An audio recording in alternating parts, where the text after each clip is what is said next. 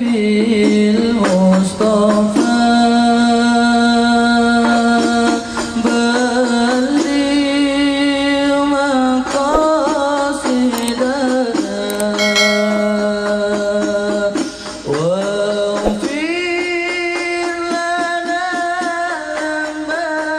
واغفر لنا Karena saya itu kenapa mau goblok barokah itu gini.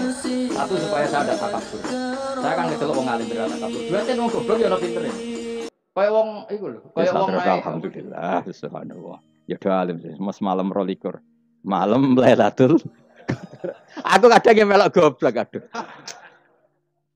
Saya tuh sering dididik sama bapak saya, sekumpul wong akeh kudu melok goblok guys.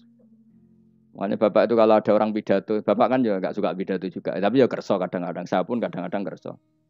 Asal sing utus pernah guru, pernah sepuh kadang kerso. Nah, bapak nak pengajian diomongin balik dari bapak, malah bingung, ngomong apa wae. Coba kita dengan PD-nya bilang Lailatul Qadar itu 21 sampai berapa? 29. Lailatul Qadar. Warna iki malam Lailatul Qadar. Lalu Lailatul Qadar keren tuh karena apa? Karena nuzulul Quran. Lalu nuzulul Quran tanggal 17. Lalu Lailatul Qadar tanggal berapa? Oh, ada nih. Alhamdulillah. Tapi ini jangan jadi keeskalan yang masif, itu sudah difitnah. Coro Gus Bak, ya coro Gus Bak, coro Quran ngawur gitu. Sembrono. Memang aku tidak pendapat tentang Quran, dan ayatnya seperti itu. Maka yang benar, Lailatul Qadar itu kata ulama-ulama dulu, orang yang beramal soleh, ya itu sudah anggap saja dapat Lailatul Qadar. Ora usah ndelok esuk-esuk ndelok srengenge blerengen ta ora. Nek ora blerengen berarti untuk Lailatul Qadar. Jan mendung kan blereng piye. Terus bengi angite sayup-sayup. Anggere dini hari ya sayup-sayup blok aneh-aneh wae. Lah nek pikir segoyo ora berarti wong laut gak tarah untuk Lailatul Qadar. Mergo segoro kidul angine bianter. Lah nek ning Dieng ya mesti sayup. Mau angin tok gunung wis kesel dadi ora sayup-sayup. Gawe ukuran ojo ngono, gawe ukuran ngono rak wong Dieng luwih ngrasa entuk Lailatul Qadar timbang wong Segoro Kidul. Segoro Kidul angine apa? Buanter. Padahal alamate piye? Sayup-sayup. Aneh-aneh. Maksudnya alamat ngono iku ora ngono, maksudnya ayat iku Kanjeng Nabi mbadhawuh ngono maksudnya ora ngono. Wes dong ya. Ayo Lailatul Qadar tanggal. Aku seneng wong bodho. Kowe enak urip wis happy no?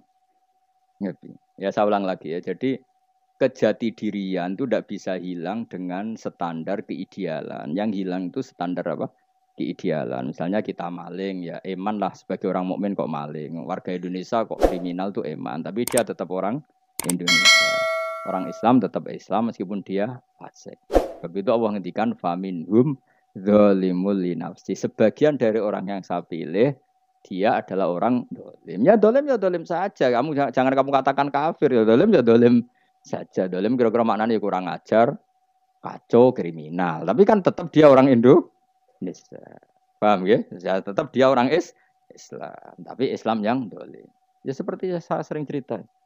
Saya pernah ketemu orang alim melaku di Tuban. Ibu pilih tanggamu. Wong Islam kok doku.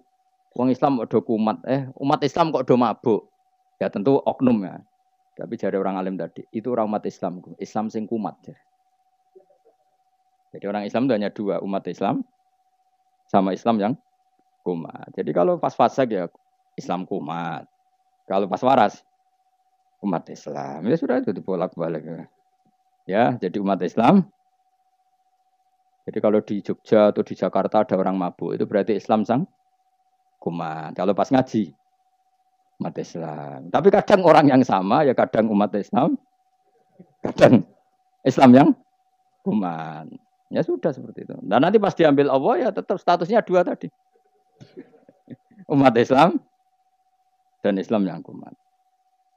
Jadi jelas ya. Jadi jelas sekali makanya orang Khawarij itu, kata Rasulullah, syarrul khalqi wal khaliqa. Ela-ela makhluk itu orang Khawarij. Karena dia menghilangkan status kejati dirian. Itu bahaya bagi kelangsungan negara.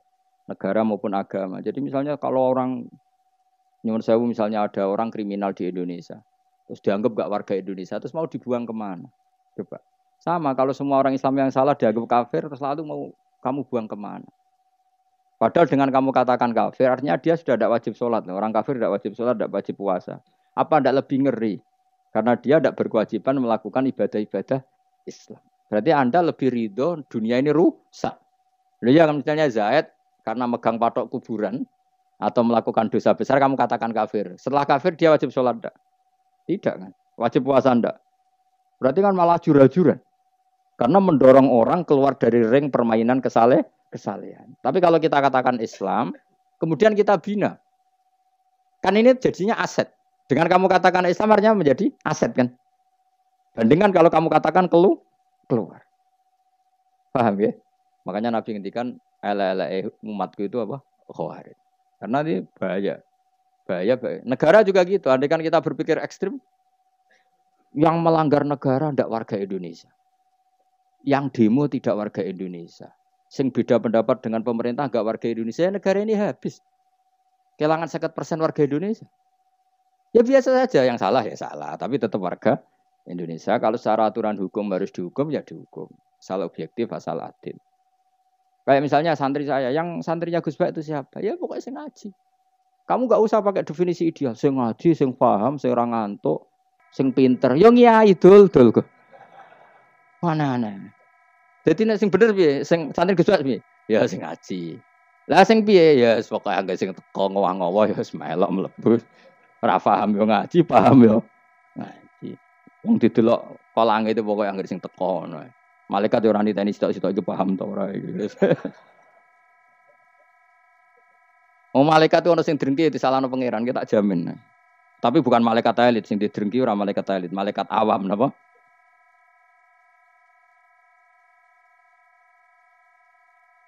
Masyhur itu kan. Innalillahi ta'ala malaikatan sayakhina fil ardi yabtahuna khilaqal dzikr. Terus Allah punya sekian malaikat yang tukang mencari-cari tempat dzikir. Khilaqul dzikri itu tempat-tempat halal haram, tempat-tempat ngaji.